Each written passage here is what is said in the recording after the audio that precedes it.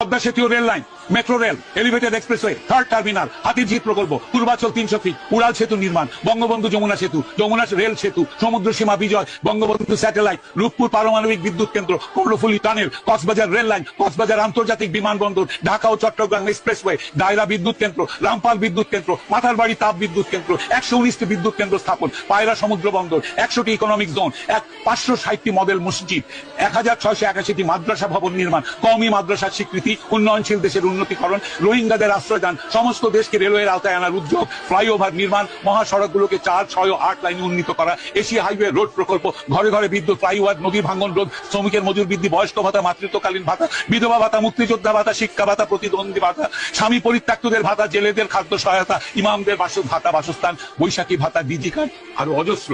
আমার দম কুলাচ্ছে না এতগুলো পড়তে। 15 বছরে যদি এতগুলো কাজ কেউ করে থাকে, তাকে কোন চক্রান্তকারী এই টাকা পাচার করার দেয়? আর সে যদি ডিক্টেটর হয়, খুব ভালো করেছে।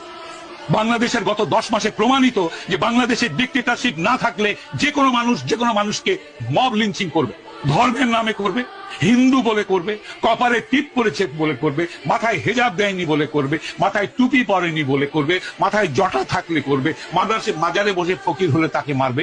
মেরেছে, হাজার হাজার মানুষ মেরেছে এরা। ডিক্টেটরশিপ ছাড়া এটা কোনোদিনও কন্ট্রোল সম্ভব নয়। খুব ভালো করেছেন আওয়ামী লীগ শেখ হাসিনার ডিক্টেটরশিপ করে। তার উচিত ছিল আরো ডিক্টেটরশিপ করে এগুলোকে দমন করা। এইটাই আমি মনে করি। বাংলাদেশের মানুষের কপালে গণতন্ত্রের দরকার নেই। যারা জাতির পিতাকে হত্যা করে তার 54 বছর পর তার ভাস্কর্যের মাথায় পেশাব করে, সেই জাতির জন্য স্বাধীনতারও দরকার নাই। এরা পাকিস্তানের গোলাম হোক।